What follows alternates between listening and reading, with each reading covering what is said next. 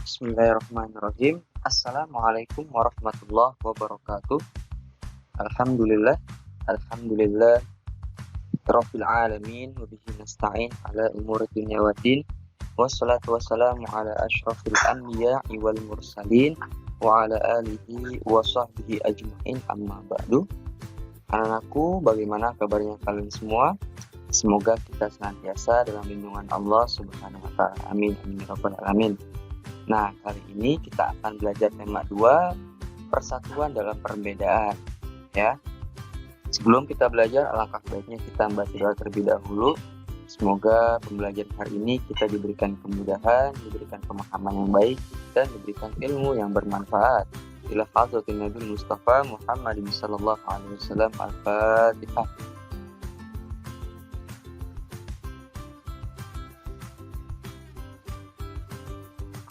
Amin, amin ya rabbal alamin.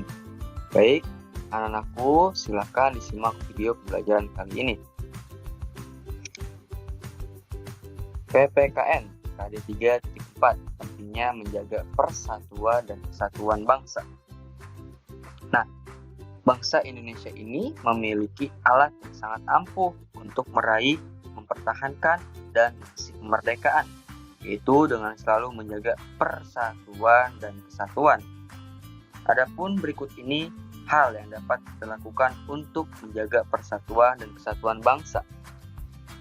Yang pertama, tidak menghina kebiasaan, adat istiadat, dan budaya suku bangsa lain. Yang kedua, bersedia mempelajari kebiasaan, adat istiadat, dan budaya suku bangsa lain. Yang ketiga, tidak menganggap suku bangsa sendiri lebih baik dibandingkan dengan suku bangsa lain. Yang keempat, yaitu memelihara, melestarikan, dan rasa bangga terhadap budaya daerah serta budaya bangsa.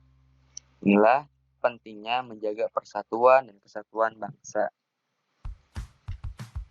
Nah, kebiasaan menjaga persatuan dan kesatuan ini dapat kita mulai dari lingkungan yang terkecil, yaitu keluarga kita. Jika sudah terbiasa, kebiasaan tersebut akan dilakukan juga di lingkungan yang lebih luas seperti lingkungan sekolah, di masyarakat, dan juga di negara. Lalu, dalam menjaga kerukunan di lingkungan rumah, sekolah, maupun masyarakat diperlukan sikap, yaitu sikap peduli. Ya, sikap peduli, seseorang yang memiliki sikap peduli ini akan menyadari bahwa orang lain mempunyai kebutuhan yang berbeda-beda, sehingga orang tersebut dapat berusaha memahami hal apa saja yang dapat menyenangkan atau mengganggu orang lain. Oleh karena itu, sikap ini sangat diperlukan dalam menjaga kerukunan. Kemudian, selain sikap peduli, kita juga harus mendahulukan kepentingan bersama. Sebagaimana makhluk sosial dalam kehidupannya, manusia itu tidak boleh hanya memikirkan dirinya sendiri dan bertindak semaunya. Akan tetapi, kita harus mendahulukan kepentingan bersama. Agar apa? Agar kerukunan di keluarga, di sekolah, di lingkungan masyarakat, atau negara dapat tercapai. Selain itu, ada toleransi. Nah, toleransi ini adalah sikap saling menghargai serta menghormati antara seseorang, baik individu atau kelompok dengan individu atau dengan kelompok yang lainnya. Ini penting untuk kita semua. Nah, kemudian apabila seorang atau masyarakat telah mengamalkan sikap-sikap tersebut dalam kehidupan kita, manfaat hidup rukun akan mereka dapatkan, ya. Nah, adapun manfaat hidup rukun di sekolah. Yang pertama, anggota keluarga itu saling menyayangi dan menghargai. Yang kedua, komunikasi antara anggota keluarga itu lebih lancar. Yang ketiga, apabila ada masalah, maka akan lebih mudah untuk kita selesaikan. Yang keempat, keluarga akan menjadi lebih harmonis. Nah, inilah manfaat hidup rukun di sekolah. Kemudian, selain manfaat hidup rukun di sekolah, ada juga manfaat hidup rukun. Oh, ini di rumah ya. Ini manfaat hidup rukun di rumah. Ya. Kemudian manfaat hidup rukun di sekolah. Yang pertama, tidak terjadinya perselisihan antar teman. Kemudian yang kedua, saling membantu apabila ada teman yang terkena musibah. Yang ketiga, disukai oleh guru-guru. Yang keempat, suasana belajar di kelas itu makin terasa nyaman. Nah, inilah manfaat hidup rukun di sekolah. Kemudian manfaat hidup rukun di masyarakat. 1. Gotong royong membangun lingkungan akan semakin lancar. Yang kedua, saling membantu apabila ada warga yang sedang kesusahan. Yang ketiga, terbentuknya rasa saling menghargai antar warga. Yang keempat, tidak akan terjadi permusuhan atau perpecahan warga.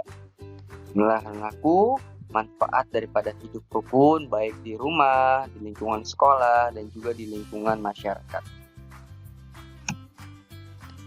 Lanjut ke pelajaran Bahasa Indonesia KD 3.4, yaitu menentukan informasi penting dari teks dengan membuat peta pikiran. Nah, ini seharusnya sudah belajar ini kita peta pikiran ya. Nah, menentukan informasi penting dari teks dengan membuat peta pikiran ini ada namanya kata tanya dan juga fungsi-fungsinya. Kata tanya itu ada apa, siapa, kapan, di mana, mengapa, dan bagaimana.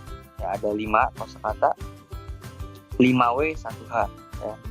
Kemudian fungsinya, kata tanya apa ini fungsinya menanyakan hal atau peristiwa yang terjadi. Kemudian kata tanya siapa ini fungsinya untuk menanyakan pelaku dalam peristiwa baik individu maupun kelompok. Kata tanya kapan itu fungsinya untuk menanyakan waktu terjadinya peristiwa itu. Kemudian kata tanya di mana fungsinya menanyakan tempat terjadinya peristiwa.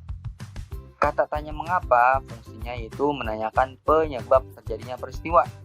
Kata tanya bagaimana fungsinya itu menanyakan proses terjadinya peristiwa. Ya, menentukan informasi penting ini dalam sebuah peta pikiran itu contohnya seperti menentukan informasi dalam proklamasi kemerdekaan Indonesia. Nah, nanti kalian itu biasanya disuruh membaca sebuah teks tentang proklamasi kemerdekaan Indonesia, kemudian kalian akan membuat kata tanya dalam peta pikiran tersebut ya. Fungsi-fungsinya sudah kalian ketahui, sudah kalian pelajari, tinggal kalian praktekkan. Misalkan contohnya seperti proklamasi kemerdekaan ya. Kemudian apa, siapa, kapan, di mana, mengapa, bagaimana kalian cari dari teks bacaannya yang berjudul Proklamasi Kemerdekaan Indonesia ya. Contoh misalkan pertanyaan apa ini ya, sesuai dengan judulnya yaitu proklamasi kemerdekaan. Apa yang menyebabkan bangsa Indonesia ini merdeka? Contohnya seperti itu. Kemudian siapa yang memproklamirkan titik-titik.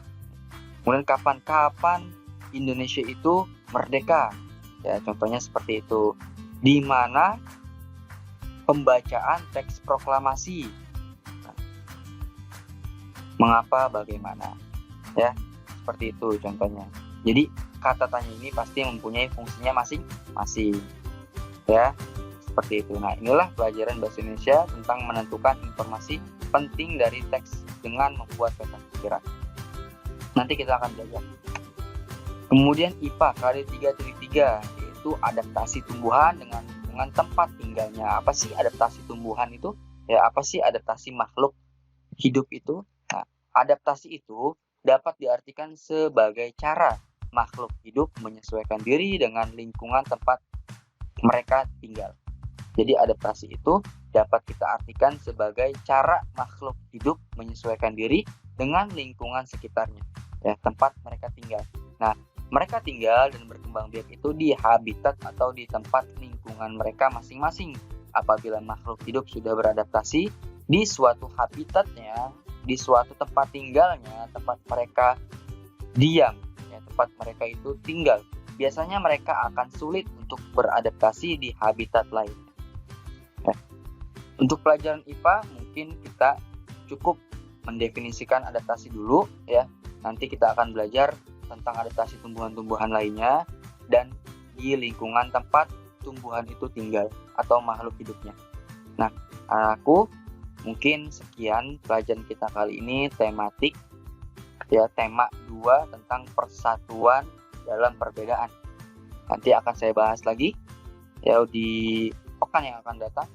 Kurang lebihnya saya mohon maaf. Wallahu muwaffiq ila aqwamit thoriq. Wassalamualaikum warahmatullahi wabarakatuh.